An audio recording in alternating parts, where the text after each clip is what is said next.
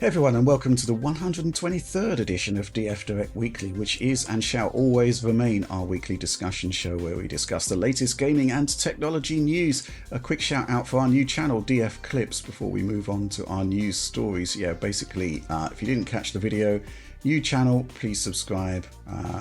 It would help us a great deal. Yeah, lots to talk through this week. Wow, some big topics. Joining me first of all, hello, Tom Morgan. Hello, yeah, I was about to say, loads to talk about on the news list today. Very excited to dig in. Good stuff. And as usual, and of course, John Linneman. Hey guys, good to be here, and I'm glad you could join us again, Tom. It's always a pleasure. So it does look like there's a lot of great stuff on the topic list this week, so yeah, let's get into it. Alex is taking a well-earned vacation, but should be back next week. But let's move on to our first news topic. Okay, so this one is going to be a big one and a controversial one, no less. It's been announced this week by Electronic Arts that Star Wars Jedi Survivor is getting a last-gen port. Yes, the game that was primarily designed for the current generation of consoles and PC is actually coming to PlayStation 4 and Xbox One at some indeterminate point. Yeah, let's just take a couple of supporter questions and comments first of all before we dig into this one. This one from Agsma. If Respawn manages to make a good port out of it, in brackets, unlikely, the PS4 and the Xbox One will be known from this point forward as the de facto Jedi survivors. Sort of picturing a kind of Dr. Evil flourish with that particular pun. Yes. Yeah, wow. This one from Concrete Llama. If Jedi Survivor is coming to last-gen consoles, does that mean we might finally get a version with settings that actually work well on current-gen consoles? Might get another Elden Ring PS4 situation. Interesting point. True. More questions. We'll get onto those shortly.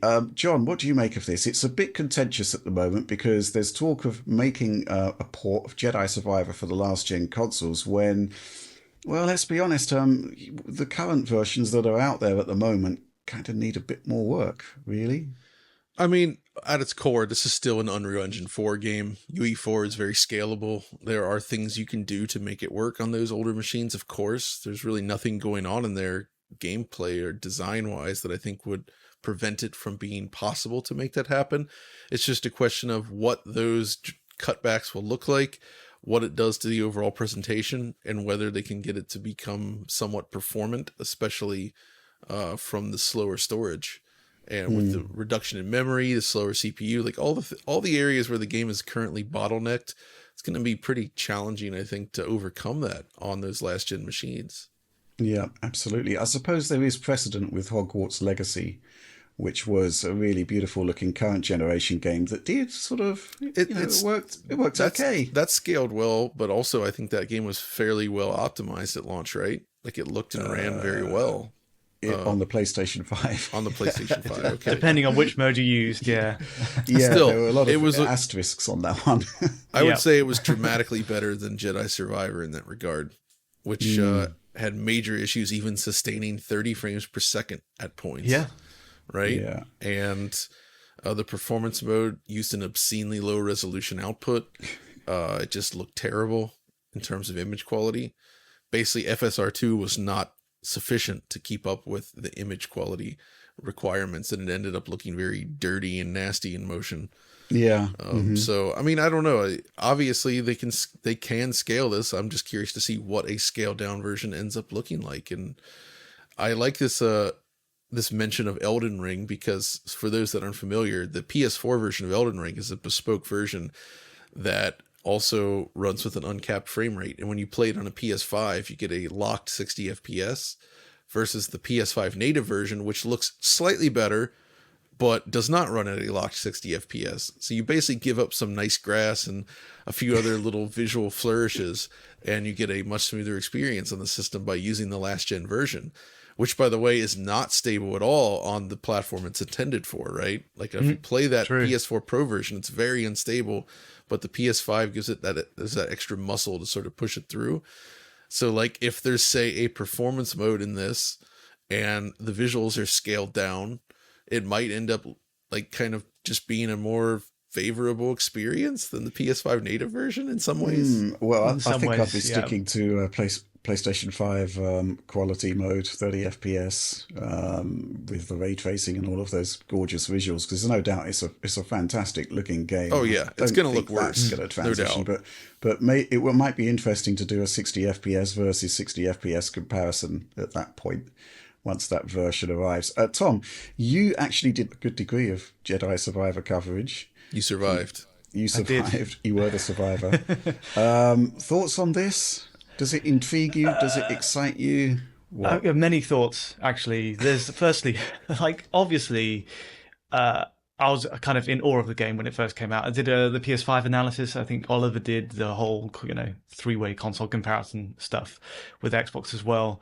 I looked back over the analysis because I've got like a memory of a goldfish with these things. But it was kind of interesting because obviously the 30 FPS mode doesn't run well. The 60 FPS mode runs even worse, in terms of hitting the target.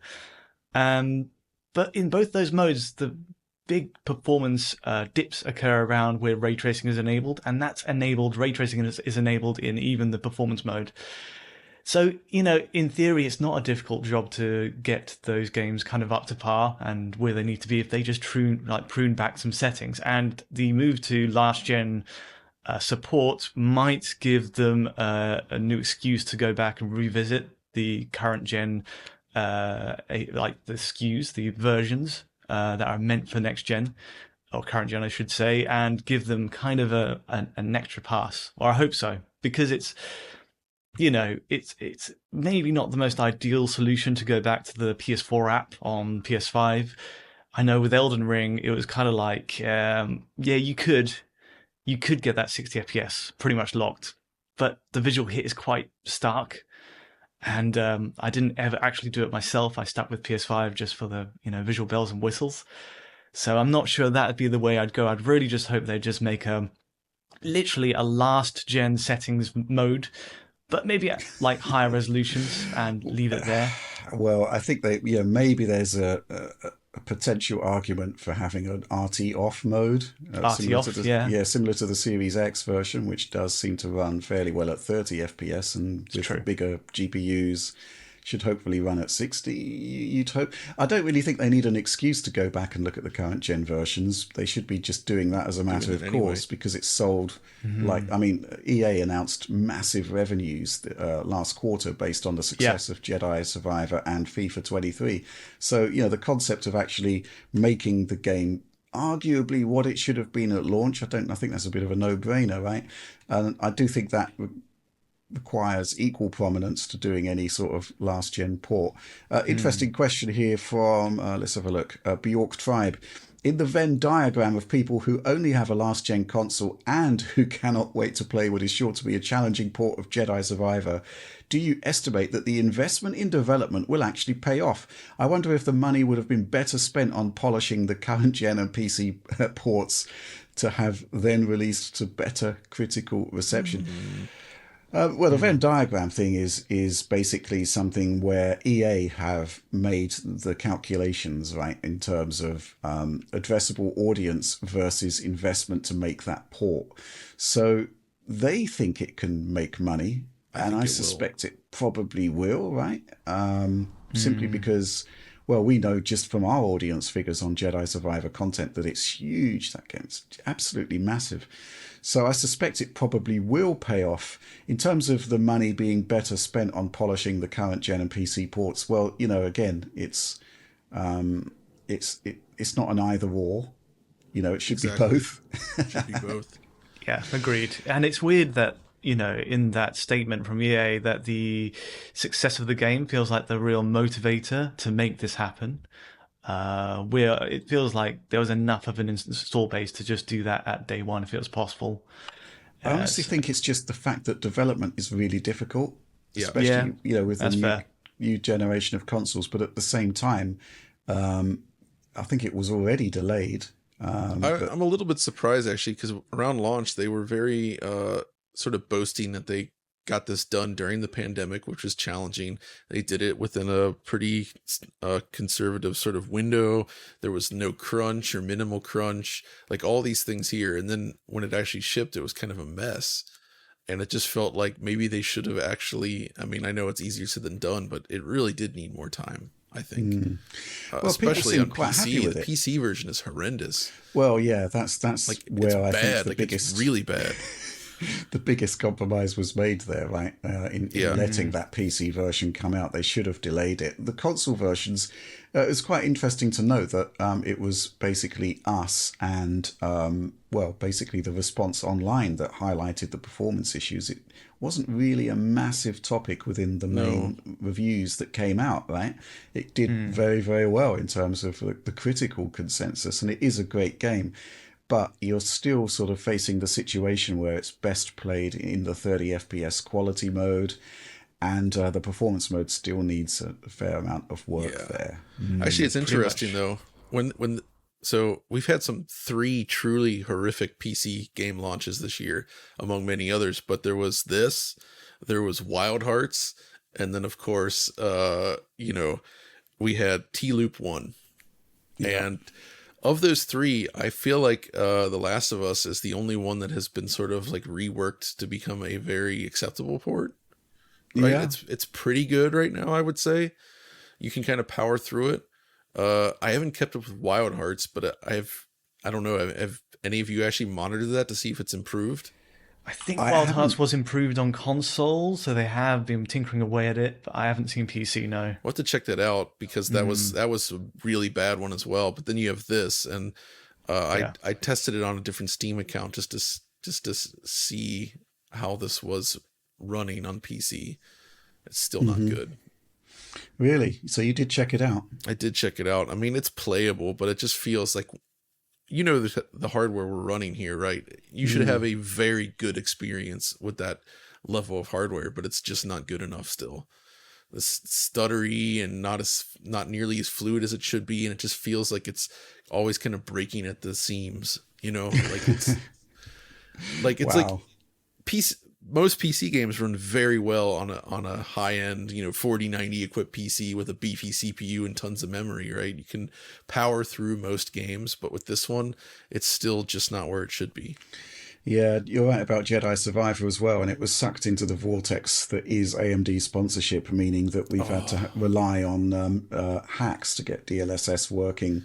Yeah. And particularly in the case of Jedi Survivor, because it's so CPU limited, DLSS 3 is actually a bit of a boon for this particular title. I didn't try any of the DLSS mod stuff. I just used the default settings, but that could be interesting. Is DLSS 3 then available for this via mod?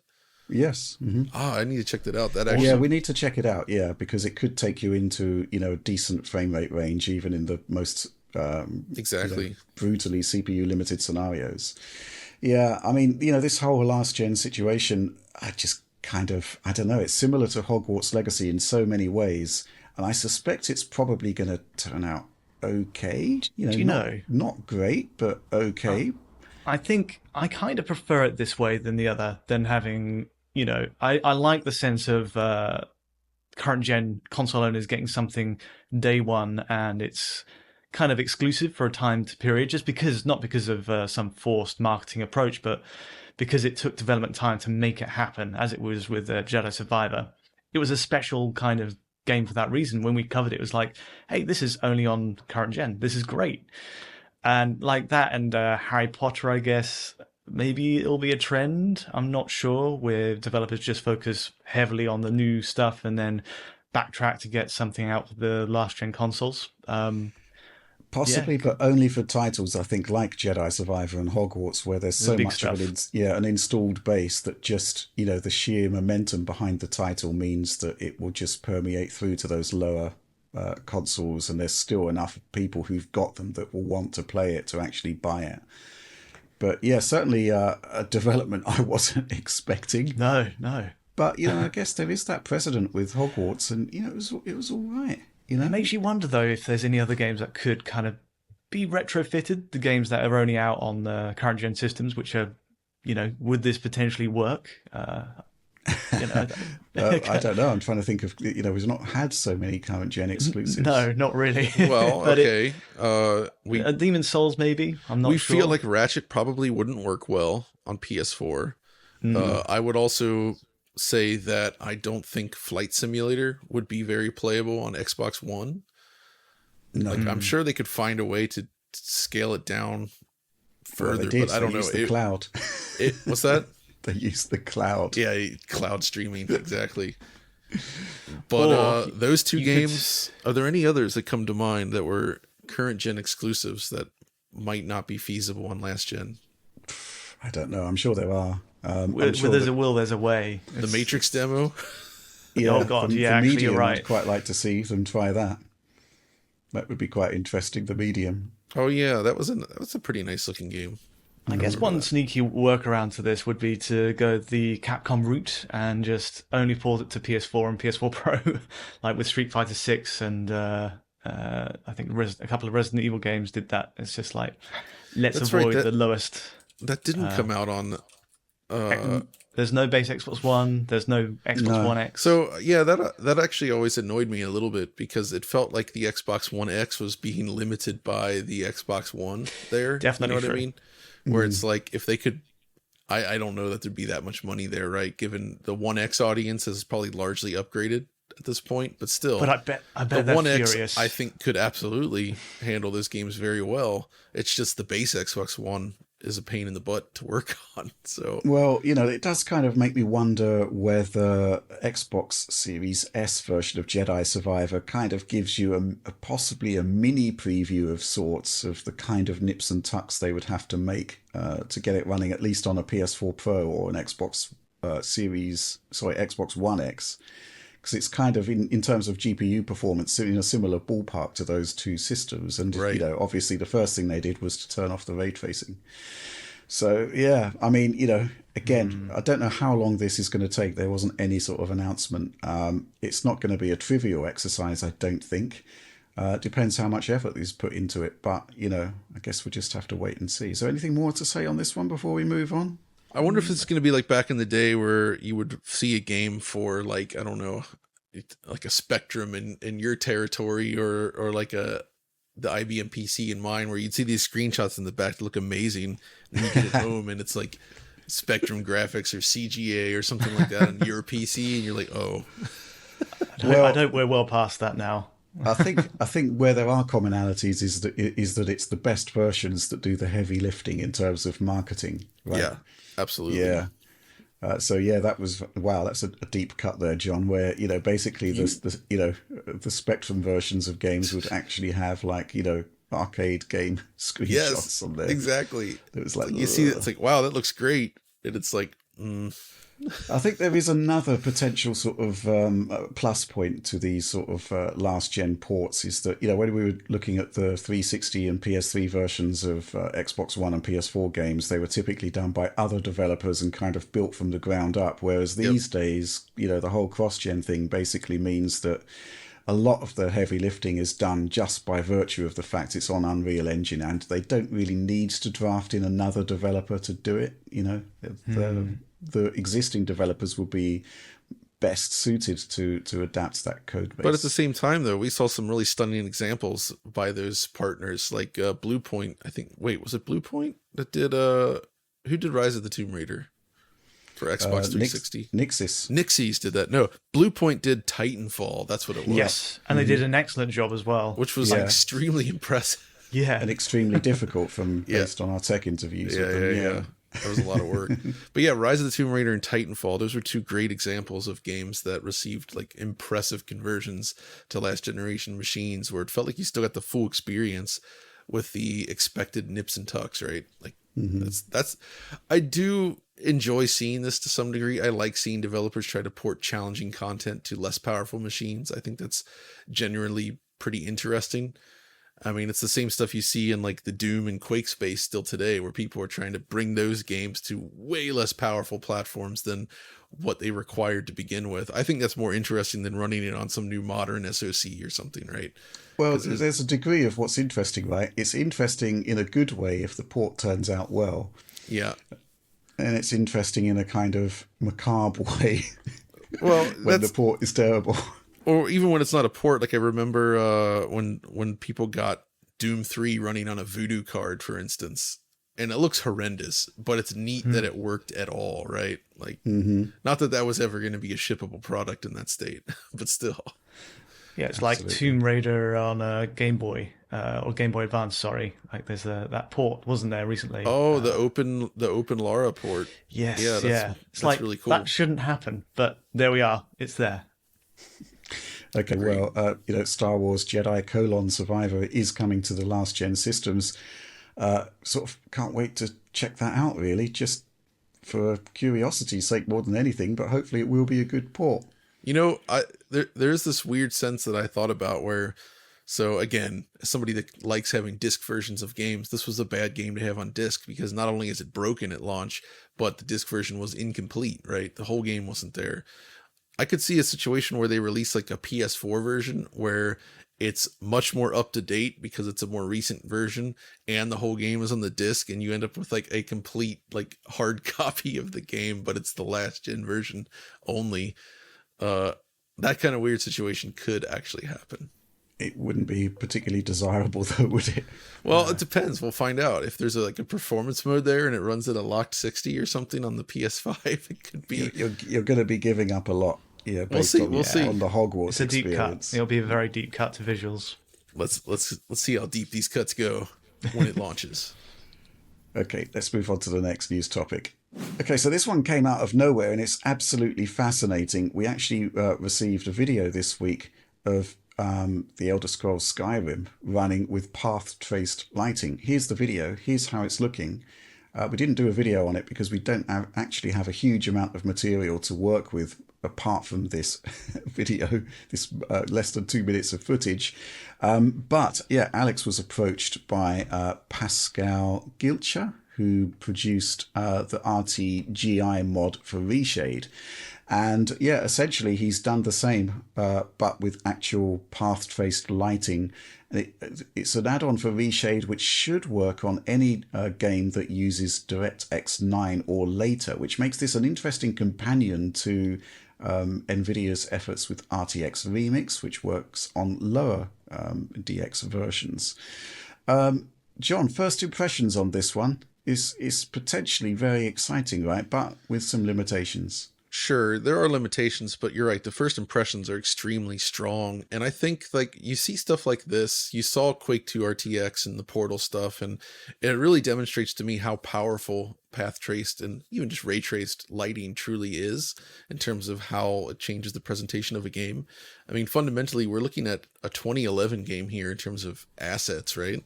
Yeah. But the lighting is enough to make it look and feel modern. I think like it genuinely looks like something you could enjoy right now, and it would feel fresh. And this mod that he's working on, this ability to inject these games with this feature, could really transform a lot of these older games in a way that I think we've just not seen before. And I'm extremely excited by the potential of that, just because, yeah, like look what it did to this. This is nuts. It's incredible. And this looks isn't like it?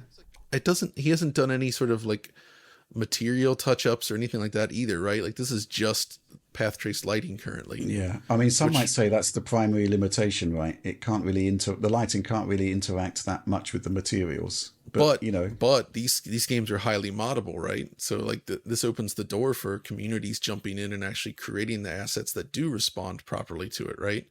Like this is what Lightspeed did for Quake 2 RTX, I believe. Also, the Portal RTX stuff they authored all these new materials and such that take advantage of that. You could absolutely do that here as well. It's just getting this lighting system in the game. That's the first big, gigantic step. And it's absolutely a stunning achievement what he's done here. Mm-hmm. Any thoughts on this one, Tom? It's not really your sort of lane usually. Not talking usually, about I PC mean- mods, but Skyrim.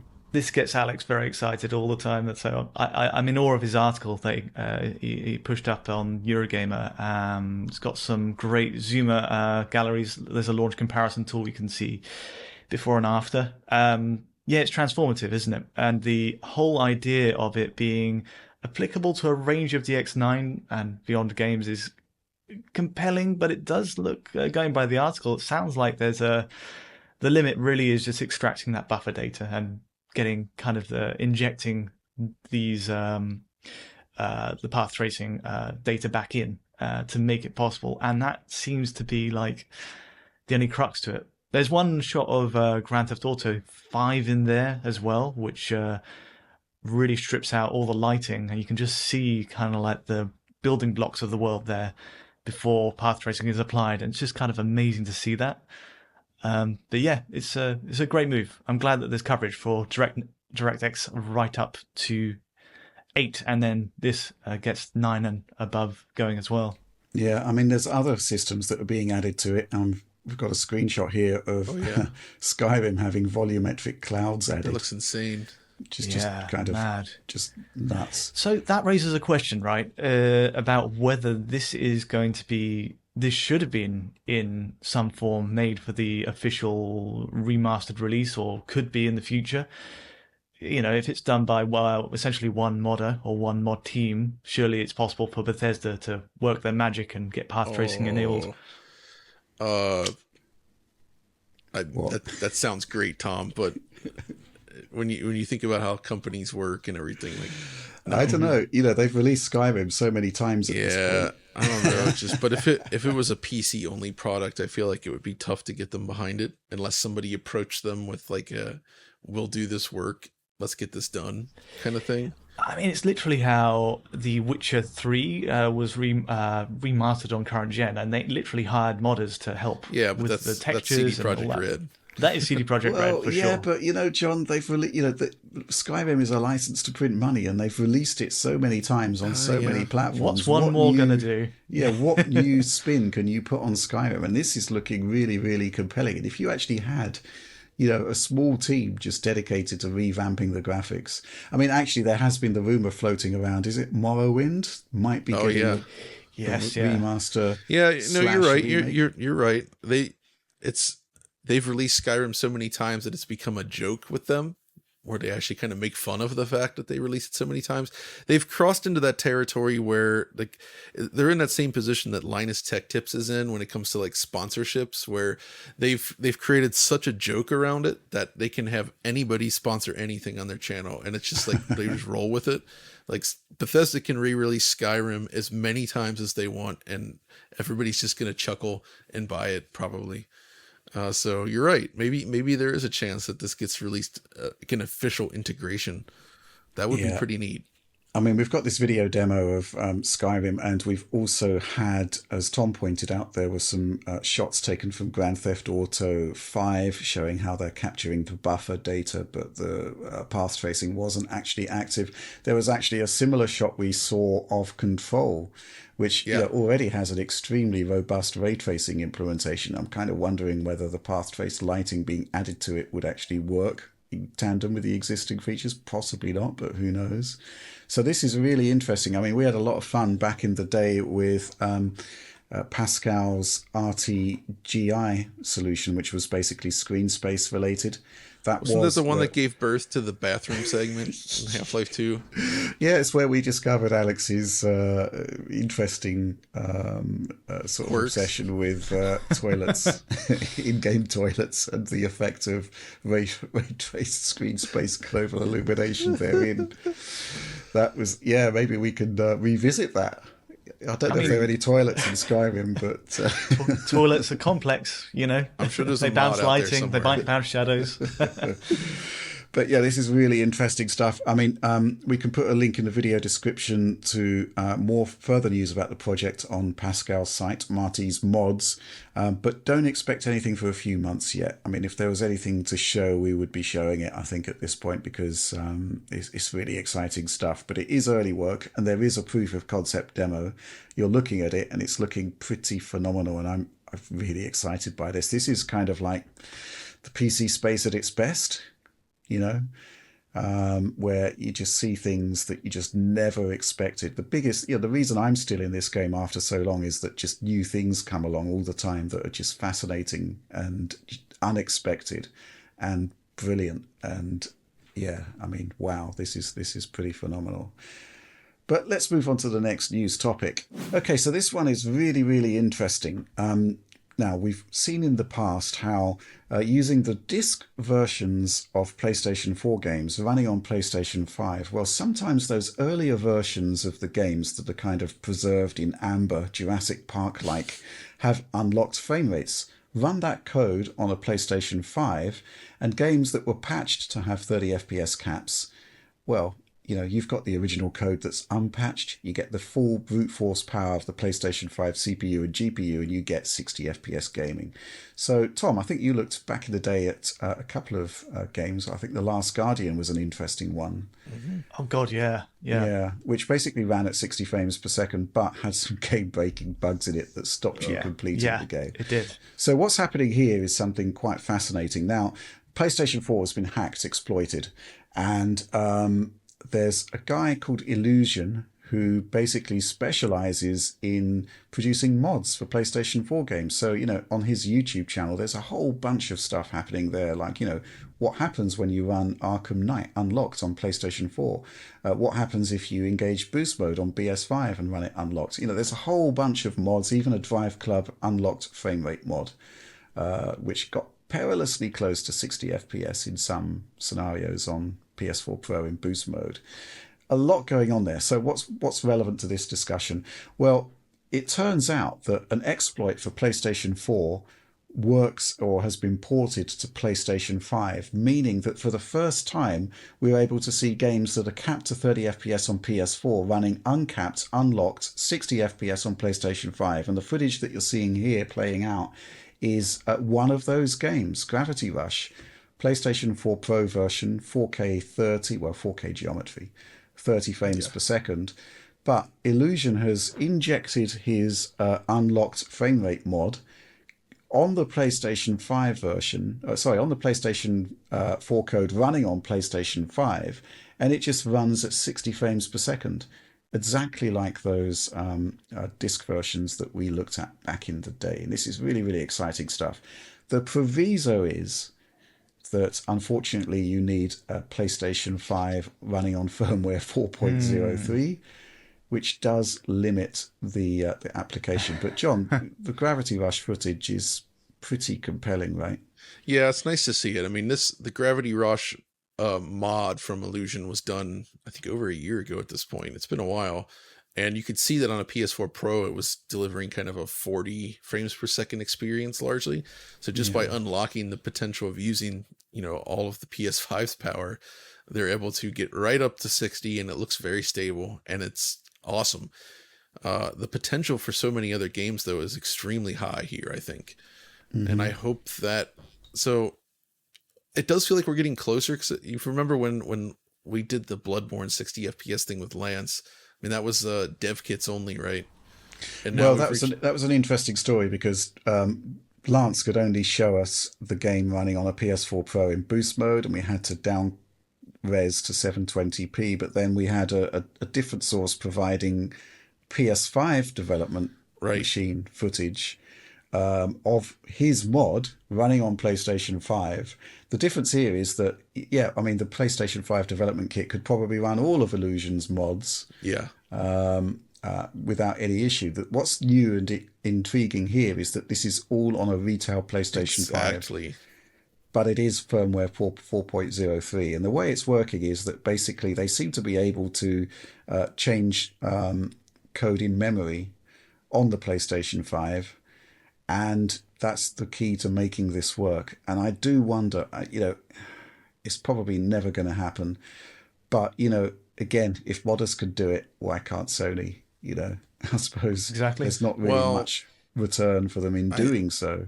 No, I suppose not. I suppose that there's always that concern over like QA testing and any potential issues that could arise, because it really needs to be bulletproof for them to put it out officially. So I could see that. But I mean, if they added this as like a use at your own risk option, like the PS4 Pro's boost mode, for instance, I think it could work, and it would be a huge selling point, actually.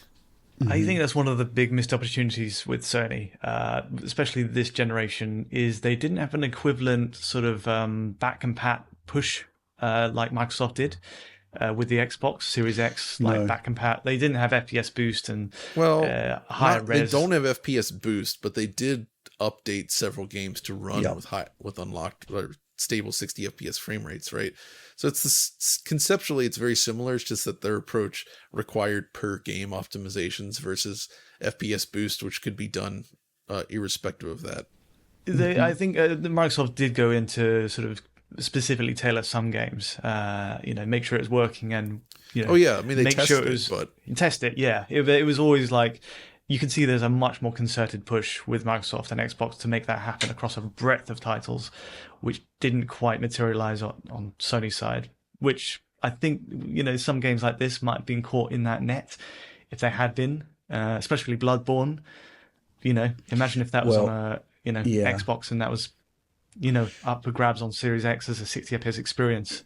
That's an interesting point there. I think there's issues with the official side of things because the developers need to make new patches that basically identify that the game is running on PlayStation 5 and then unlock the frame rate essentially and let the brute force horsepower take over. And the only way they can do that is to use SDKs for PlayStation that have been superseded by newer ones. So they either remount the project on the new SDK, which is not an insignificant procedure, or in the case of one of the patches we're aware of, they actually had an old dev kit in storage that was actually using the old SDK. That was the only reason that patch happened too, because they just happened to have that thing, and it's like, oh, we have this here. Let's do that. Yeah. So but this is an entirely different procedure. Exactly. I mean, the thing with FPS boost is quite interesting because it was happening at the DirectX level. So Microsoft could go in at the lower level and basically make this happen. But an interesting point you raised there, Tom, was about working with the developer, which they did do for Dark Souls 3, I believe. FPS boost on Dark Souls 3 was a collaboration with From Software to make it happen. So it was FPS boost, but not the usual kind of low level. They actually had to go into the code to make that happen. That one's interesting because Dark Souls 3 had a PS4 Pro patch, so it was just 60 FPS on PS5, right? But Xbox One X came out a year later, and they never patched it. So they actually, it was always capped at 30 until that.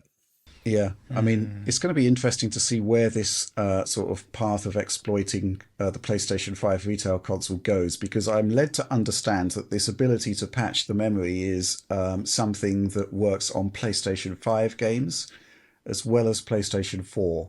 So we could well be seeing patches from Illusion to run on these older consoles that actually allows for unlocked frame rates. So, it'd be interesting to see, for example, Demon Souls, how fast does it run fully unlocked? A whole bunch of interesting stuff there. So this is one of those situations where, we don't have those consoles, those older firmware consoles anymore. They're very, very rare. You can buy them on eBay, but you're looking at like $1,000, £1,000. We looked this up, didn't we? How old do you have to go back? How far back do you have to go? 2021. Oh gosh. Okay. Yes. So that also limits what PS5 games could potentially actually be patched or hacked, because games requiring an older firmware probably won't run on those consoles. But an interesting line of research nonetheless, and I'm really interested to see what happens with that and what further 60 FPS patches may emerge. But I do recommend checking out Illusion's YouTube channel, because he posts a lot of really interesting stuff there. We've got the Drive Club running unlocked patch. There's a whole, he's done a huge array of patches there. Yeah. I think awesome. Red Dead 2 might be one of them as well.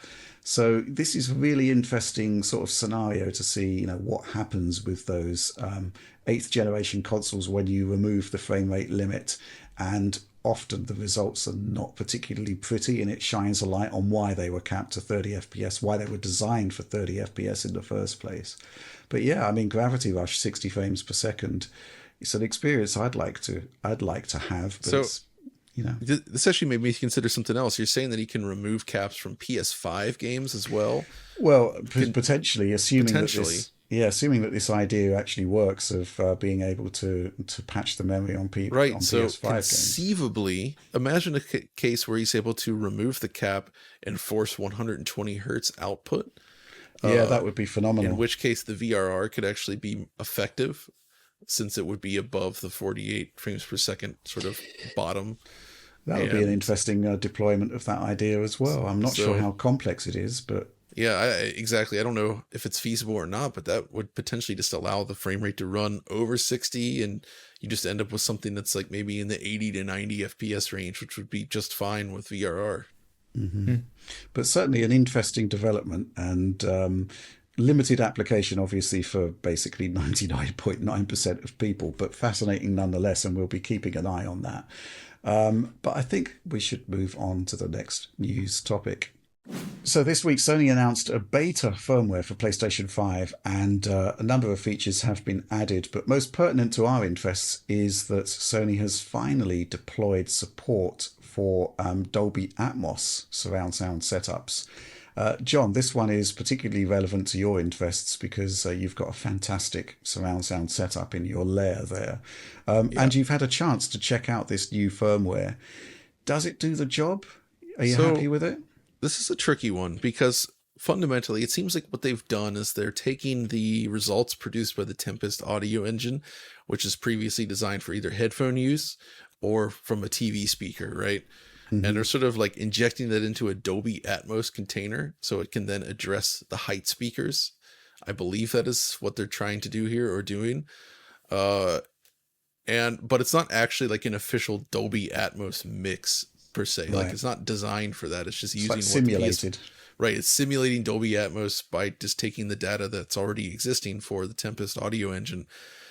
And I've noticed in several games then, so like Ghost of Tsushima, Horizon Forbidden West, Ratchet and Clank, and maybe a few others, where suddenly the height speakers are now active in that space, right? So I actually am getting sound from the height speakers, which did not before, which seem to be designed to simulate this. And I would say that in Horizon and Ghost, it was good. It definitely added some immersion to it, but I can't say it sounded on par with like, a high-end Dolby Atmos presentation, right?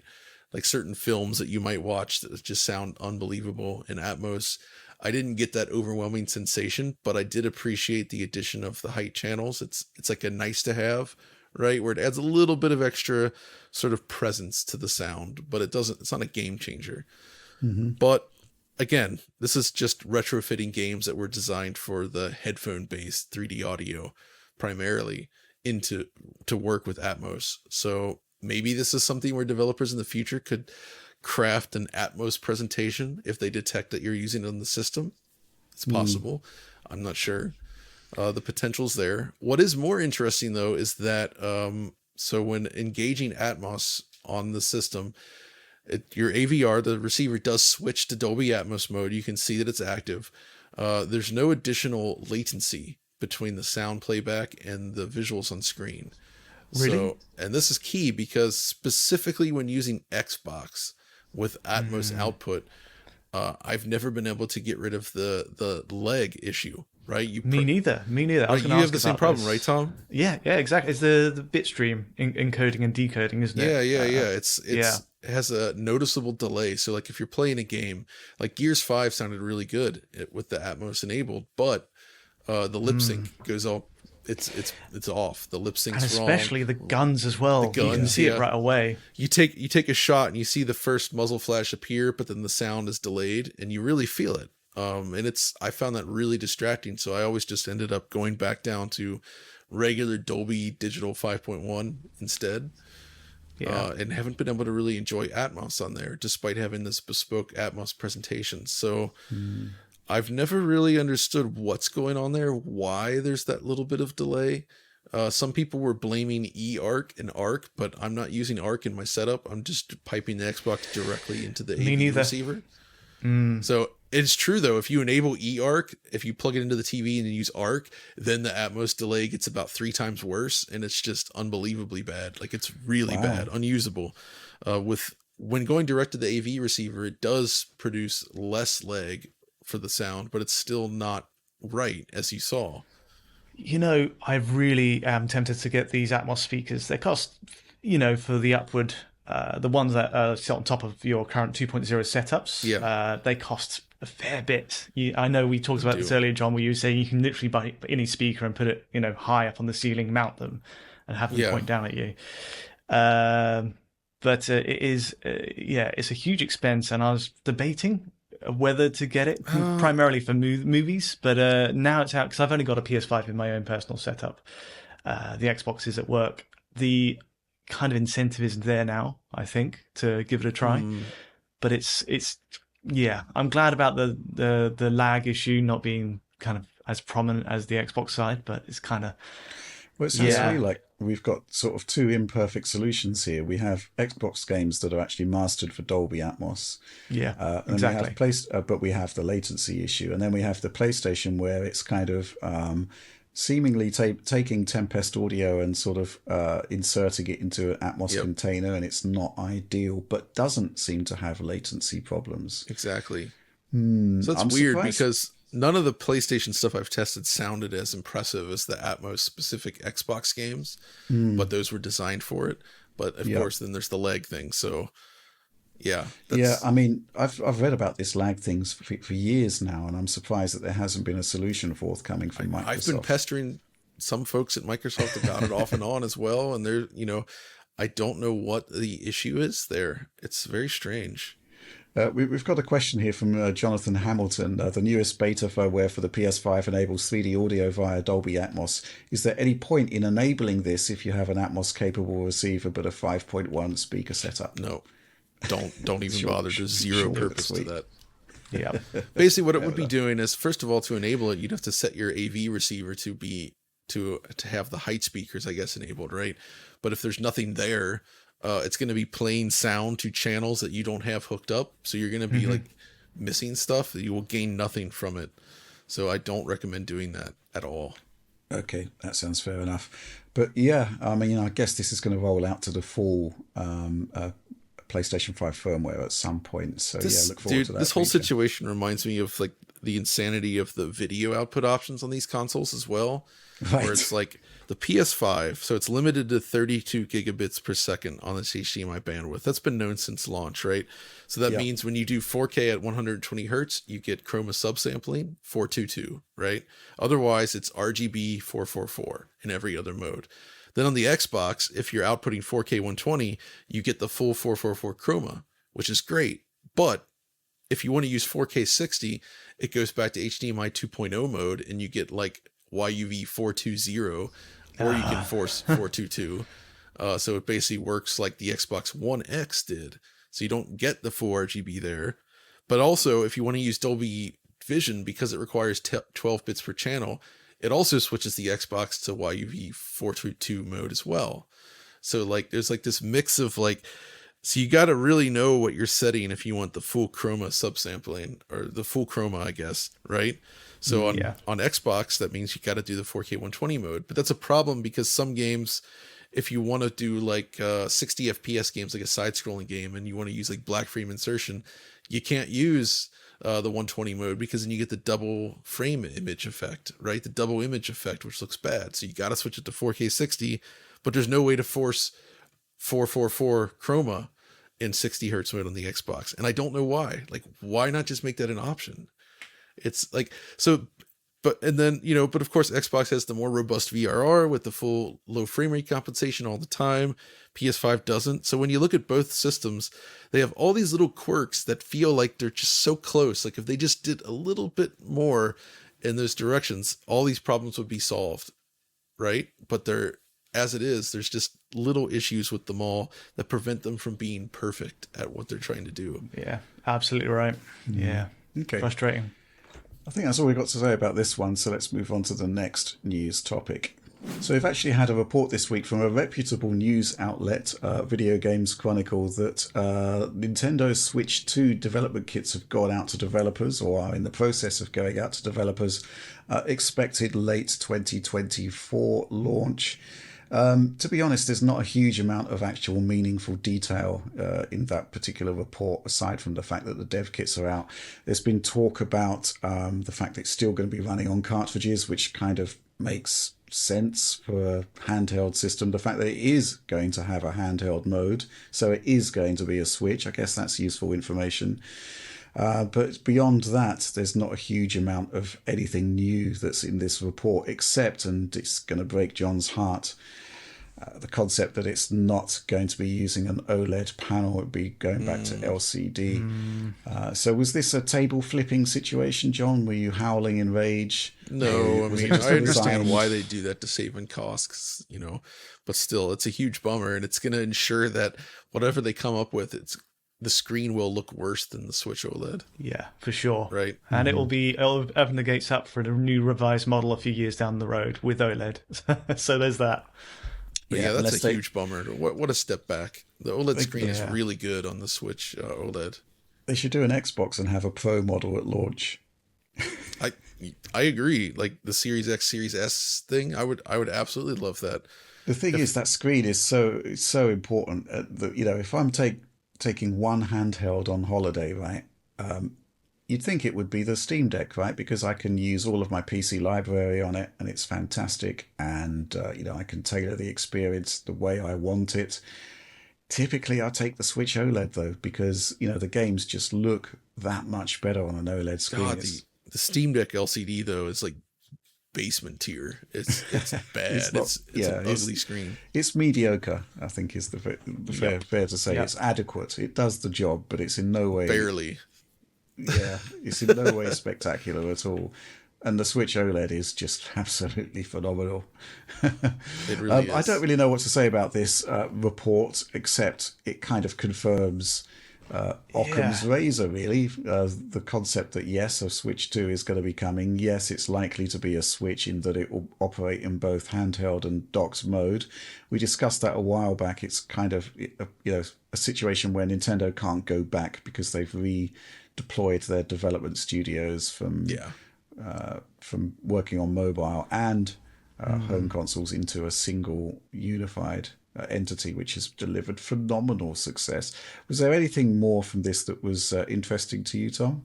I think there was a small point made by Christopher Dring, writer at GamesIndustry.biz, who's interviewed in the article. He mentioned that it's a good point that the timing is interesting because it's kind of mid-cycle, where PS4 and Xbox One released, and then Switch kind of arrived 3 to 4 years later. This new console from Nintendo is doing the same relative to Sony and Microsoft's latest consoles. So that's quite interesting. And I think it's also, a very realistic date, time frame to work around, given developers will need time to ramp up their output for this new console and wind down the development on Switch. Obviously, there's points about the back compat support in there, which I think we've talked on before, but obviously being cartridge based, being portable, all kind of supports the idea that it might be, but we'll have to see. There have been some sort of parallel rumours, probably less well sourced, that the internal storage of the Switch 2 is going to rise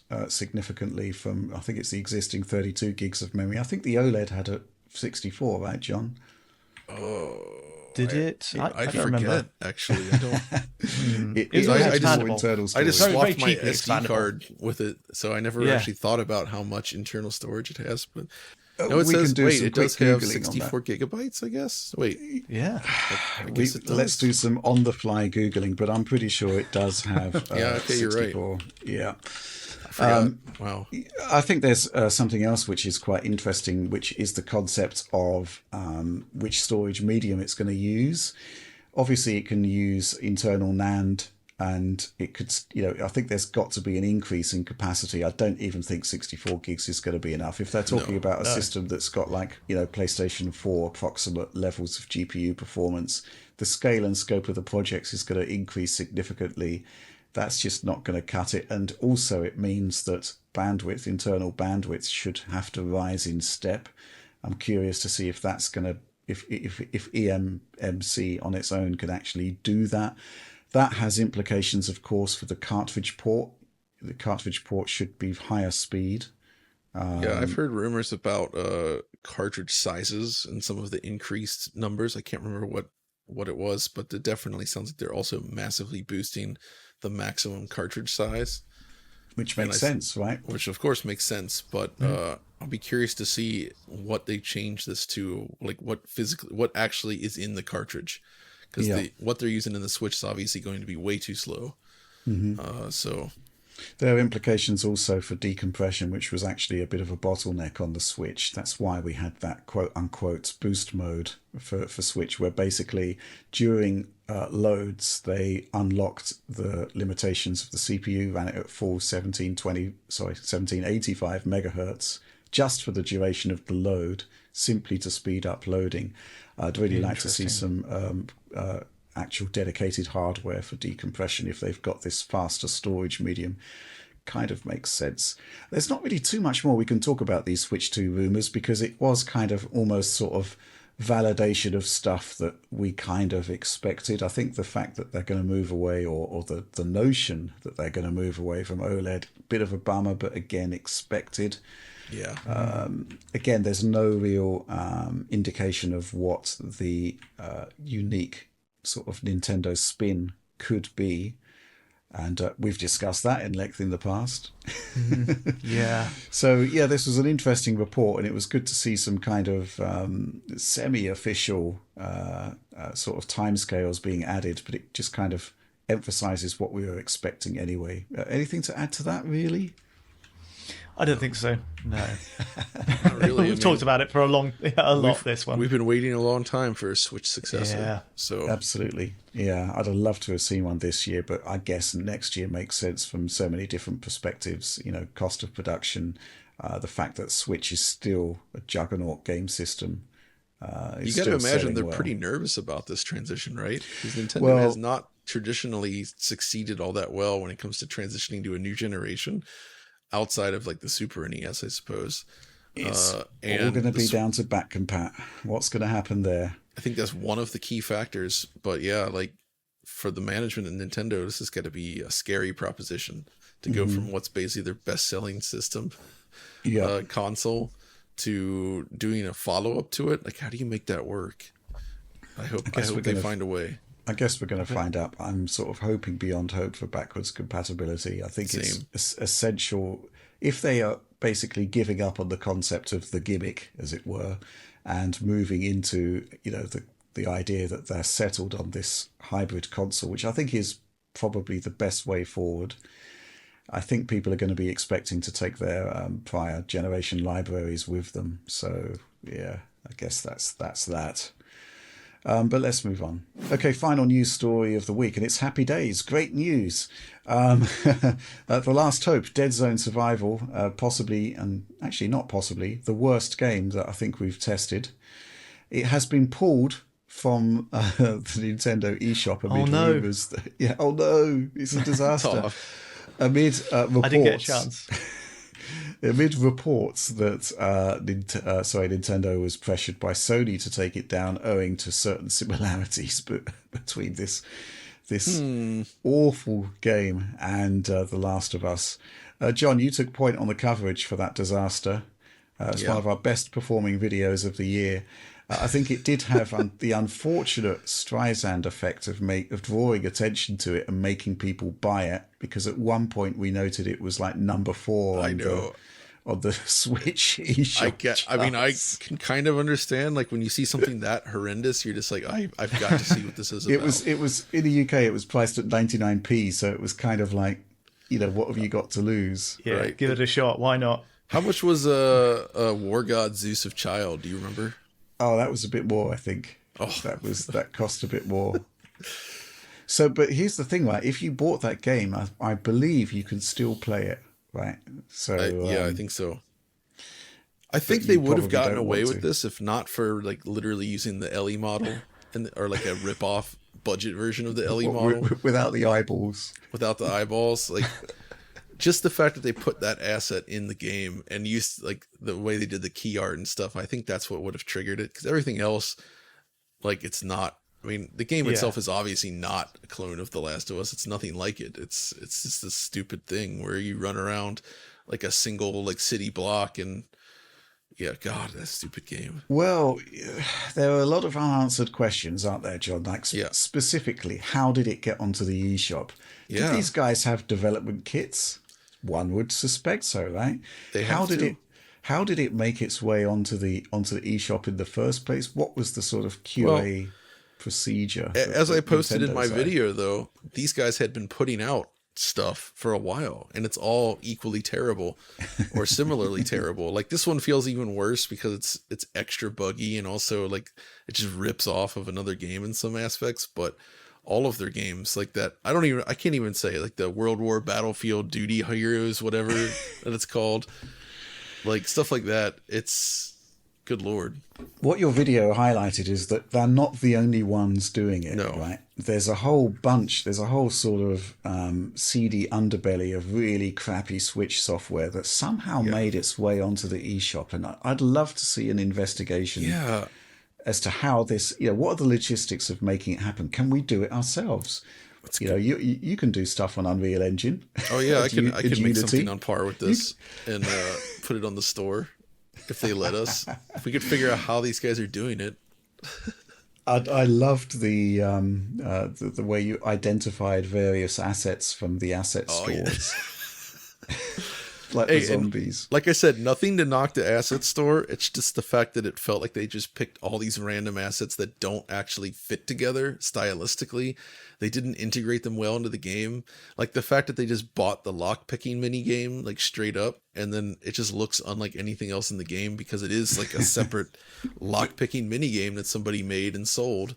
And they just stick that in there. And the reason I say that, especially because like the lock-picking minigame had one type of lock modeled, and that type of lock didn't make sense for the types of doors you were using it on. Like you're picking the trunk of a police car twice. It's like, it doesn't look like a lock on a car. It's just that. So, and all the weapons and everything that they used in there and generating that city and everything.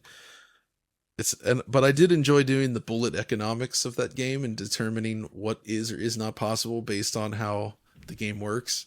Well, yeah, but you had to derive your own, you had to make up your own entertainment. That is true.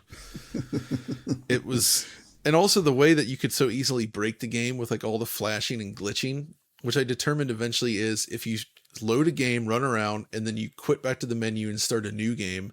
And once you start a new game, it causes the entire graphics engine to break. And once you get out to the street, and then if you try to enter any door at that point, and there's only one door you can enter because they lock every door except for the next one, it causes the game to crash back to the Switch OS. So it's a very easy to reproduce bug, and that was still in there. It does remind me of one of my most hated gaming tropes, the locked door, where typically you're controlling these superpowered characters or characters with, armed to the teeth with massive explosive potential, but locked door, I won't bother going through there. There won't be anything behind that. I won't blast it open. I'll just move on. That's what made stuff like Deus Ex so revolutionary at the time, right? Because it's like, oh, here's a locked door. If you have the tools, you can blow up the door. You can pick the lock. You can find another way around into that and then unlock the door. Like it's like they presented those doors as a gameplay opportunity. And then, but games like this, it's like a lot of games do it. But yeah, this whole like all these doors are locked. But that game especially was bad because it was literally like you enter an area, you can go nowhere else except for in that very specific zone. They put up the invisible walls. There's only one door you can possibly enter. And then once you've left that room, you can never go back. Like how I pointed out, the trailer, which looked like the gameplay footage, but it said it wasn't representative. It was only not representative because they were in the library with the assault rifle and like the Molotov cocktails, which you couldn't actually have at that point in the game. But since you can't go back into that building at all, you could never recreate that scene. So, like, why did they even put that in the trailer? Well, the trailer was another thing where it was completely unrepresentative of the game. It had voice acting and music, which,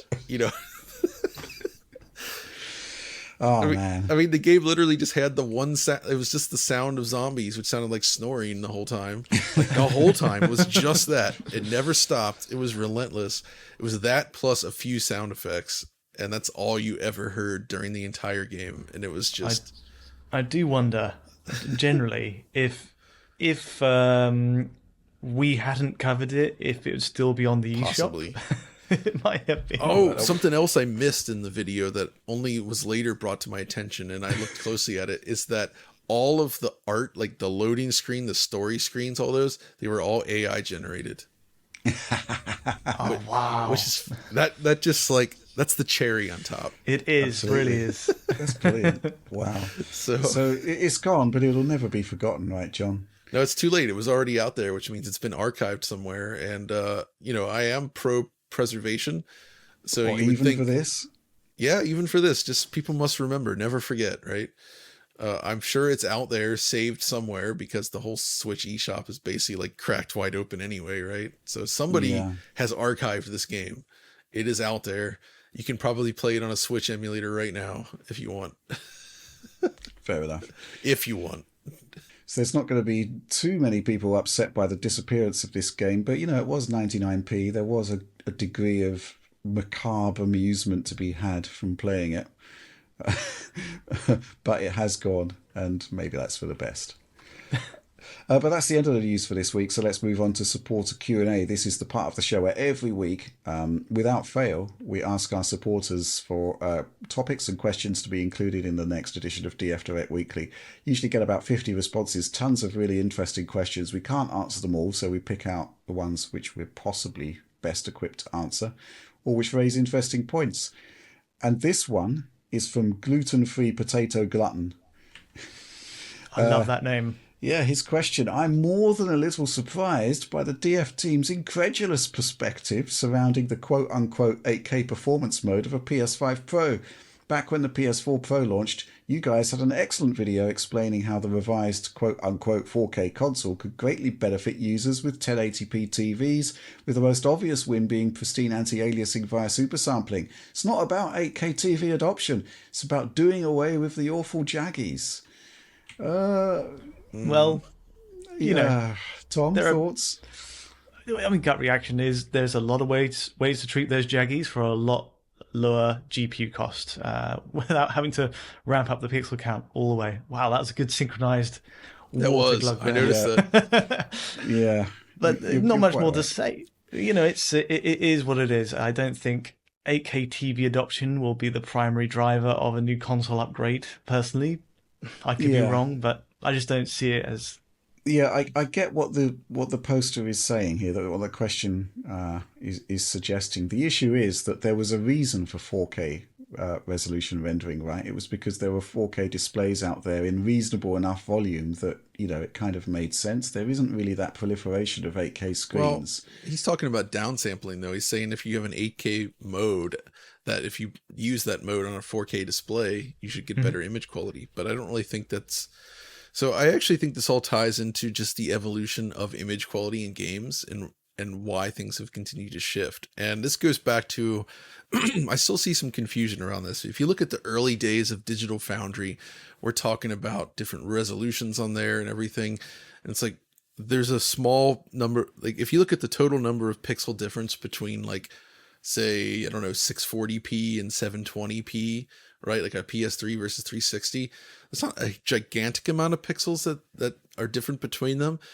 But when you consider the anti-aliasing technologies of that era and the types of displays in use and like the size of the pixels as they're presented, that difference felt huge, right? Yes. If you have bad quality AA or no AA and you're displaying at that resolution, like it looks hugely different. It's much, much different.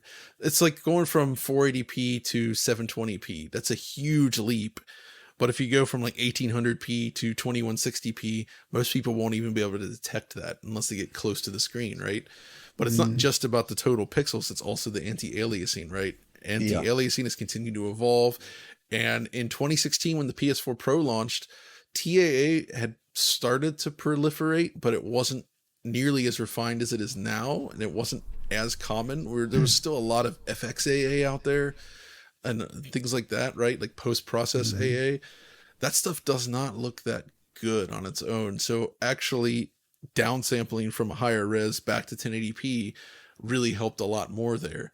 I think with the way modern AA works and all the other techniques that we have for current generation games, that you don't really need that as much unless you were natively doing a much higher resolution. Like if you actually were rendering a full 8K's worth of pixels, then yeah, you get a nice benefit from that. But I think the point is that these consoles won't be able to do that. It would be like doing, you would be upscaling then downscaling again. Which basically. happened on PS4 Pro, right? Because if you had a 1440p game that was upscaled to 4K and you used the super sampling feature on the Pro, it double scaled. It scaled up to 4K, then down to 1080p, and you got this sort of double scaling effect, which wasn't ideal. Exactly. It didn't always look that great in the end. It actually impacted the clarity on things. It kind of blurred out the image a little bit more. It wasn't as much of a home run as you might think.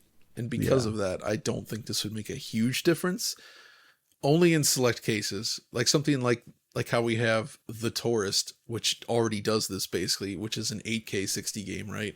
That downsamples from native 8K to 4K. And yeah, you get the benefits of that big time, but that's also a game that didn't really use anti-aliasing. And it's a very simple designs and like harsh structures and edges that really benefits from it. But most other games, I don't think you'd see a huge difference. Yeah, it's an interesting idea. I mean, it's all going to depend on what this, assuming it's actually real, of course, what this mystery 8K mode, performance mode, is actually going to take. Another thing, as Tom points out, is the GPU resources required. Now, there is the idea that it could be using a similar sort of technique as DLSS, and the issue there is that DLSS has its own computational cost, and DLSS also, that the scale of that cost rises with the output resolution. So if the output resolution is 8K, then that's going to be quite significant. But actually, we might as well continue this discussion into the second question from Darjar Co. Another happy half fortnight, gents. Naturally, I think the biggest news in the last week or so has been the rumoured PS5 Pro specs that look thoroughly sensible / realistic. Eagle-eyed spec inspectors will have noticed the mention of a quote-unquote custom AI accelerator. Given the history of the PS4's checkerboard rendering system, I wonder if you could speculate on what an AI-accelerated checkerboard implementation could look like. Could it use motion vectors to reduce shimmering and fast-moving scenes? I feel as though Cerny will be working on some kind of AI secret source, and wonder what kind of thing you think seems most likely. I'm just imagining Mark Cerny himself sitting in some kind of like isolated laboratory working on that exact thing. Just Cerny by himself. Yeah, not the team of engineers. No. Just Cerny. Yeah, I think, well, he is the system architect. He is, he leads the project, but it is a team effort, obviously. Exactly. I mean, I can't see. This could be just the limitations. I mean, when we go back to 2016 and the PS4 Pro, checkerboarding was in its infancy, but it was a technique that was known, that was developed. The concept, though, that it was built into hardware does suggest that Cerny and his team were looking at it very, very early, though, right? The fact that they baked it into hardware. So I'm wondering where they go from here. I mean, the most likely solution would be some kind of offshoot or derivative of DLSS, right? Because that's basically how all of the other upscalers work. They use the same inputs, essentially. They use the same sort of masking techniques. John, can you imagine any other sort of technique? No, that seems extremely feasible. I think it's just we've seen DLSS continue to improve so much since these consoles have launched. Like that's clearly where we're going, right? So it would behoove them to make a hardware accelerated function that sort of tries to do something similar that's better, more accurate, faster than software-based FSR2, right? Mm-hmm. So this absolutely would make a ton of sense if they would pour time into creating custom silicon to handle these tasks in hardware, because then, you could actually get these higher resolutions for a much lower cost through reconstruction, and it would potentially produce results far superior to FSR2 by itself. Mm-hmm. Yeah, agreed. It's all a matter of working smarter, then harder with just a simple GPU bump, Well, this raises a question that occurred a couple of weeks ago with the launch of Remnant 2, where the developers were saying, well, actually, you really should be using upscaling with this game because we know it's heavy, but we are planning to optimize. I think the issue there is that it's going to take some time, particularly in the PC space, for people to understand that new features, cutting-edge features, come at a cost. Yeah. And therefore, to mitigate that cost, you do need to use upscaling. Nobody is questioning Cyberpunk 2077 RT Overdrive as requiring DLSS 3 to be actually performant, right? Because it's the ultimate cutting edge. You expect that there's got to be some mitigation in place. But similarly, we're kind of moving into early territory, pioneering territory with Unreal Engine 5. We're starting to see these next-gen features actually deployed. And it's going to take time for those features to be, it's going to take time for those features to be fully optimal. And progress is being made, but the games we're seeing today are being made on the Unreal Engine 5 of yesterday. So there's a certain degree of lag in there.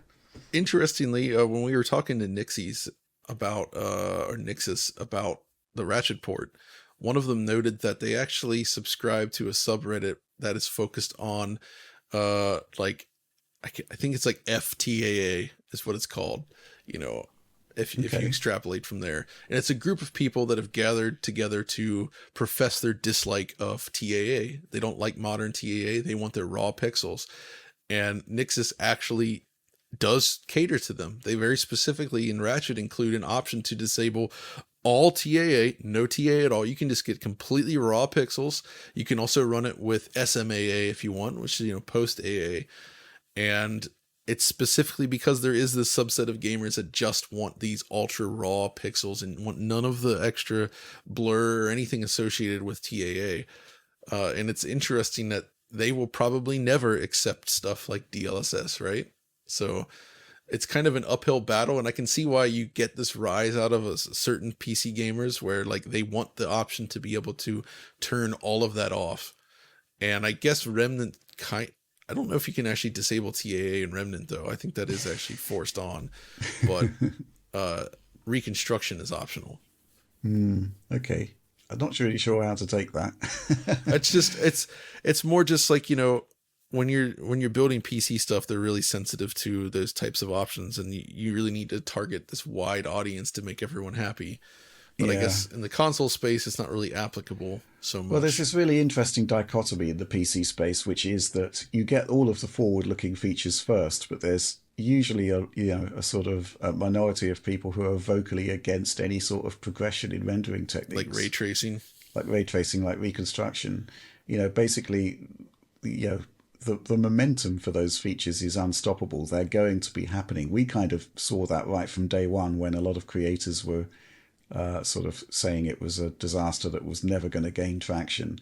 I mean, the bottom line is developers want to produce better looking games. They want to embrace these new features, and that's why ray tracing has taken off. And I'm kind of surprised to see that it has taken off in consoles like PlayStation 5 and Series X, when arguably the horsepower isn't really there to get the job done. But it's just barely there, yeah.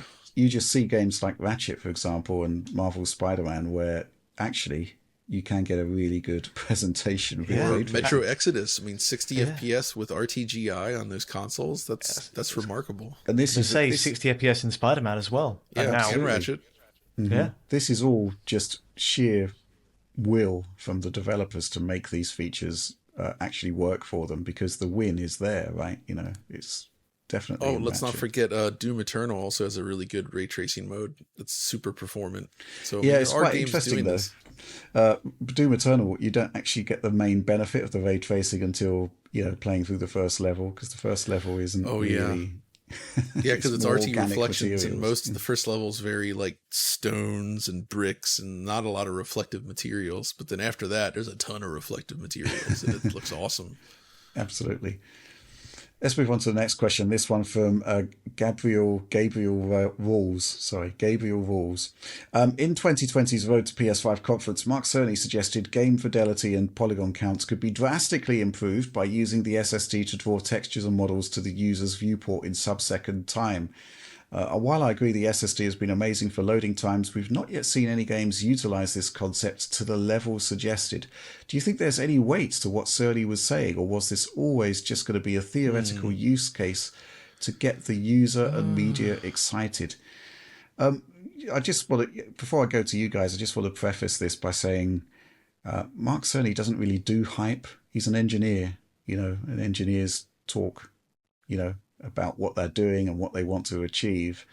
It's down to the developers to actually use those features, though. But we can assume that, Mark Cerny did the maths and figured out that this was viable, and he built the system for that use. The question is when we're going to see it.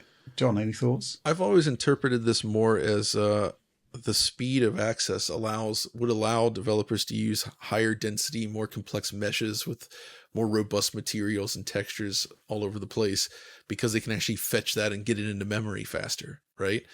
And I would actually argue that Ratchet is a little bit of an example of that, in that you could duplicate the opening scene of Ratchet with the multi-portal jump on slower hardware. I think you could do that on PlayStation 2. John Burton from Traveler's Tales even said as much. They did similar stuff in the past. What makes it impressive in that case is the sheer density and volume of objects, like the actual meshes they use, all the data that's loaded from those different scenes. It's really complex, and there's a lot of geometry in there, and just it's super impressive. And I think the storage access speeds is specifically what allows them to do that. They're just moving a lot of data really fast, and that's the key, right? And so that does then allow for more complex visuals, I would argue, because a lot of times, older systems like on PS4 generation, you might be able to do more detail in a scene, but it has to also be balanced to access it from the slow mechanical hard drive, get it into the slower memory, and there's other bottlenecks as well, of course. But I feel like that's probably more what he was talking about to some degree. I think he built a system that's designed to do these things, and it's down to developers to actually deploy those concepts. Sony does provide proof of concept demos, I'm pretty sure. That's how they get take-up of these features in the first place. The question is whether, if we're talking about a game engine that's streaming in new fidelity, new assets on a per-frame basis, which is what I think is being suggested here, that requires a game engine to be built fundamentally from the ground up to support that feature, and it's a paradigm shift which possibly we haven't seen yet, right? But maybe we'll see it further on in this generation. Let's move on to the next supporter question, and we're going to jump straight into the deep end on this one. Gary Lucero says, is it time for Microsoft to make Series S optional? IOW, if developers want to offer a different feature set on the little Xbox, they can. Tom, I'm curious what you think about this one. The concept of making Series S optional, as in the idea that you shouldn't release a game on Series S, I don't think that's acceptable. No. However, I think what Gary is alluding to here is the fact that Baldur's Gate 3 releases this week on PC, PlayStation 5 coming soon, but no sign yet of Xbox Series versions because they want split screen in the game and are having engineering problems getting it working on Series X. So what do you make of Gary's question? Those are two questions and two very different answers to them, but I think what you just said answers the second, which is sure. I think it'd be fair enough. What we're already seeing is exactly that: different features on Series S, if developers want to have different features there. Different graphics modes being the traditional sort, but I think with the fundamental mechanics like split screen, we're venturing into different territory there, aren't we? Where it kind of feels like you're missing a key component of what makes that game, the game it is. Baldur's Gate, I think, really thrives on the split screen co-op in the same room. I know a couple of people at the Eurogamer office who are really enjoying that, and it'd be a shame to miss it on Series S. So good news that they're trying to push for that, and even if it takes a bit of extra dev time to get it there. But making Series S optional in terms of a release, I'm not sure it'd go to that extreme. But that would be an extreme blow to people who bought into it, because I think the promise was at the outset, you're involved at an entry level, you get the entry level next gen experience, so to speak, and you might not get all the features, but you're going to have, the same core game. I think Baldur's Gate is the only example of recently that's kind of flouted that a little bit. John, what's your thoughts on this? Because in theory, they could launch on Xbox and split screen would be a Series X feature that isn't on Series S. Is it that much different from having quality and performance modes? Not at all. Okay. Straight to the point. Okay, maybe it's a little more complex than that. I do think that they are right to sort of push parity between these systems in terms of game features, but I do think that there should be an option where you essentially have to make the case to Microsoft of, like in this case, they could sort of say, okay, we can ship the game on these two platforms along with the other versions if we do X, right? If we do need to hit feature parity, it's going to cause, like, say, 6 months delay or more, basically. And we're not even confident that it will work at all. So I feel like in very select case, I mean, there is room to abuse that, but in select cases, it could be a situation where it would behoove them to essentially allow that to pass through, you know? Exactly. The only problem comes in is, like, if the game is marketed with these features as a big part of the game, conceivably that could create a problem where somebody buys this version and then, it doesn't have this feature, right? Yeah, so exactly. I kind of see both sides of the coin. I think most people would actually prefer if they did not force parity on all features in cases like this, but I can also see a case being made for why they would want to. So it's very dicey, and I think it has to be a case by case thing.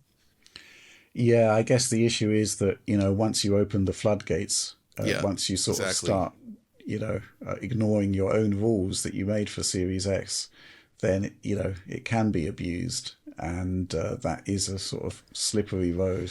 Or they could do something where on Series S, it switches to the cloud. If you want to do split screen. That's the killer blow. Uses xCloud. Well, it would be amusing if the second screen would come from the cloud. Because... Well, the whole split, like, they could have a little thing where it's like if they have, like, in text or ads or a trailer, like, have a little asterisk on there, where it says, like, a Series S version uses xCloud for split screen or something. I haven't played Baldur's Gate 3, so I am speaking from a position of relative ignorance here, but it does seem a shame, shall we say, that there won't be a multi-platform launch for Baldur's Gate 3 because of Series S not being able to run the split screen mode. When realistically, the take-up for split screen in terms of the whole audience is likely to be relatively low overall. It's a nice feature to have. Is it essential to the game? That's my question. Should there be dispensations? I suspect that sooner or later, just as there were in the Xbox 360 era, across the entire generation, those technical requirements changed, and they adapted simply to make to make games appear. I mean, the classic one, of course, is the first one, which was flouted on day one, was the requirement for 2x multi-sampling anti-aliasing. Nothing less than 720p. Yeah, but the sort of bigger one, I guess, was when the the hard drive was mandatory for Grand Theft Auto 5. I mean, it needed it, right? This or one, XBLA storage. Yeah. For the original downloadable games. I think it was like 128 megabytes or something like that initially. It was very low. It was very low. So yeah, these requirements are going to shift over time. I'm not sure split screen is the hill to die on for Baldur's Gate 3 in terms of an Xbox release. I'd have liked to have seen possibly a situation where, there was a pledge to add it later on Series S once it was ready. I don't know. I don't know. I think there are ways around this situation, but it is a bit of a shame. I mean, Baldur's Gate 3 is huge. It's not quite breaking records on Steam. Hogwarts Legacy did that earlier in the year, but it's up there, right? And the more people are able to play the game, the better. But the concept of making Series S optional on a sort of basic level, I don't think it's a very, very good idea. All the games should be running on it. The question is to what sort of feature standard. I don't know. Or what if they just did a really bad split screen mode on the Series S, where they allow it to just run, but the frame rate's bad, and it's technically there. It's always contemptuous at that point, isn't it? It's like, you wanted it, well, here you go. Knowingly shipping a poor feature, that's not great, is it? It's not on, is it? Yeah. Yeah. Let's move on to the final question. And again, a hand grenade lobbed in our general direction here, this one from Andre Serles. Is Sony's hardware division going in for the kill after Microsoft's repeated software stumbles? So the context for this is that, we talked about it last week on DF Direct Weekly, where There's some crazy deals happening with PlayStation 5 at the moment. Those deals have only become even more aggressive. The ability to buy a disc-based PlayStation 5, the cost of doing so is tumbling seemingly on a week-by-week basis. I think I saw one for like £350. The discounting seems to have moved to the US now a bit more aggressively. I've seen standalone PlayStation 5s with disc drive for $450 or even $399, I think I saw at one point, Wow. which is actually the launch price of the PlayStation 4 and the PS4 Pro. So it's kind of like a pretty amazing sort of threshold to cross for what was an incredibly expensive machine to make. Meanwhile, we're not seeing much momentum on the Microsoft side of things with the Xbox Series consoles, which I suspect is what Andre is talking about, as well as repeated software stumbles. John, interested in your opinion on this. I don't think the software is really the issue on Xbox because it's got Starfield and Forza and other great stuff coming up.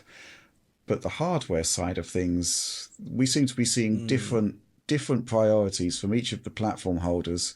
Sony is doubling down on getting consoles into homes, right? Yeah, I mean, I feel like this is potentially just reflective of Microsoft's greater strategy of increasing its sort of presence in the service space. You know, the rise of Game Pass and being able to play on different platforms, including the PC, Series S, of course. I mean, they told us specifically, I mean, Series X manufacturing, the cost of making that box and selling it, it's not insignificant, right? Mm-hmm. So maybe with the way things have been going, they're looking at the business in a different way currently. And maybe they're not interested in like trying to compete with Sony on just getting boxes in homes because they have other boxes in homes and other devices that can still use all of their services and access the Xbox games. So, I mean, fundamentally, at the end of the day, they want people playing games on their platforms somehow, whether it's Windows, an Xbox, streaming, you know, tablets. Right. Like that's the goal, right? Like get people into the ecosystem, get people playing Xbox games. You know, they got Starfield coming up. That's a big deal. I don't know. It does feel like they've stopped pushing hardware in the same way that they used to as a result. It's very odd. I think even, you know, Xbox has got the sort of lower price point covered with Series S anyway. So, you know, from the outset, it was already kind of in a better place compared to PS5, which had two SKUs, but still, you know, mostly, people were focused on the disc-based PS5. Right. So yeah, it feels like Sony has more ground to make up there in terms of offering something at a lower price point people can afford. But the difference there is that those machines are the same in terms of performance. It's just the disk drive, where Series S and Series X are very different. And it does seem like they've prioritized Series S over X to some degree, doesn't it? Like it feels like the Series X is like, here's this high-end option for those that want it, but our main focus is on the mass market, lower price points, you know, PC, Series S, all of that. And the Series X is just kind of out there, like as an option. Like I feel like I've even seen that there's been shortages lately where getting a Series X is not a trivial thing at the moment. So, well, you know, obviously Series S was always there as a lower cost option in the hope that it would get mainstream adoption, right? And a lot of consoles into homes. But there was that bizarre announcement of the 1 terabyte Series S at 349, which, you know, if it had been at 299, replacing the older model, it would have made a lot more sense to me. But we're reaching the point now where with this massive discount drive from Sony, you know, a 399 PlayStation 5 versus a 1 terabyte Series S, you know, it's only $50 more expensive. It's a no-brainer, right? We've seen massive sales spikes for PlayStation 5 because of this initiative. And, you know, rightfully so, because it's a pretty great deal, right? Better deal than I think a Series S is. I don't know. It does seem to be tricky. It does seem to be that Sony is being excessively. I'm not going to say excessively because it's obviously highly successful in terms of, you know, doing these price cuts and getting machines into homes, and we aren't seeing any kind of similar strategy or reaction from Microsoft to counter it. Could be you're right, John, that, you know, selling consoles loses them money. So, you know, why not divert people to Game Pass? Hopefully they're on PC. Maybe they'll get a Series S because, you know, Game Pass is a highly compelling offering on its own right. But there does seem to be this concept of momentum where, Sony is basically going for it. They're moving into higher gear, whereas Microsoft kind of isn't. Maybe we'll see some sort of more aggressive move as we move into Q4, and there's a lot of additional deals and Black Friday movements. I don't know. Any final thoughts? I just remember the aggressive Microsoft back in when they first launched the original Xbox early on. Anyway, if you recall, they had to drop the price within the first 6 months after launch or so. Yeah, I remember. Sony came out at that E3 and was like, "All right, PS2 is $199."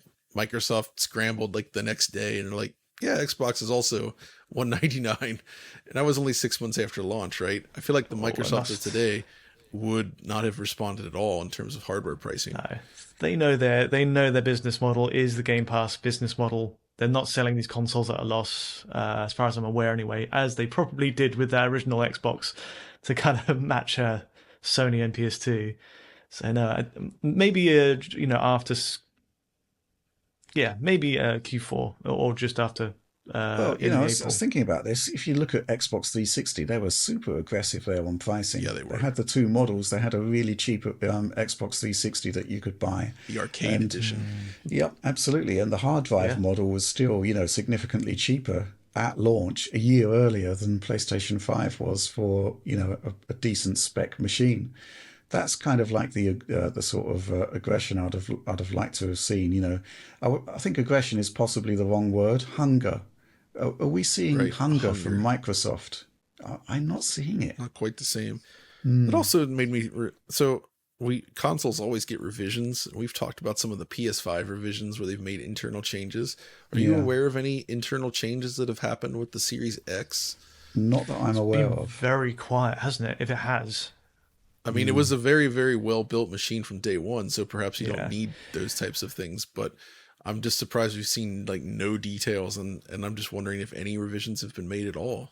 Interesting. Yeah, I haven't really got too much more to say about this. I'm hoping to see something more from Microsoft as, Starfield hoves into view, because this is kind of like a gigantic opportunity for Microsoft to actually sort of deliver something that's going to drive console sales. So, I guess it's going to be a case of holding on and seeing what happens. I guess there's also the argument that they've been kind of playing down their position in the market during the whole ABK thing, like trying to paint themselves as like the competitor that can't compete, and they need this to compete. So I feel like that has been reflected a little bit in the way they've presented themselves lately. And now that that's I don't know the current status of it actually, but I could see them kind of kicking back into gear at a certain point if that's what they want to do. And I would imagine at least when Starfield hits, I would expect to start seeing some big advertisement and some noise around that, because it's like probably one of up there with Zelda is like one of the biggest games of the year, I would say. Absolutely, yeah. So hopefully it will be the beginning of a sustained push. Obviously, summer is a pretty quiet time for gaming generally. But, obviously Q3, Q4 is going to be pretty big. So, let's see what happens. But that's it. That's the last question we've got this week, and therefore it's the end of the show. So please do, of course, like, subscribe, share, ring the bell. Notionally, instant notifications. No more notifications for me from Random Gaming in HD, which I'm a bit disappointed about. But please do check out our new DF Clips channel and subscribe to support that and the DF Supporter Program. Become part of our amazing community, get access to a whole bunch of bonus materials and early access. Oh, John, your Road Rash episode went up this week. Oh, yeah. DF Retro. That's right. Epic. At last. It's almost 2 hours long.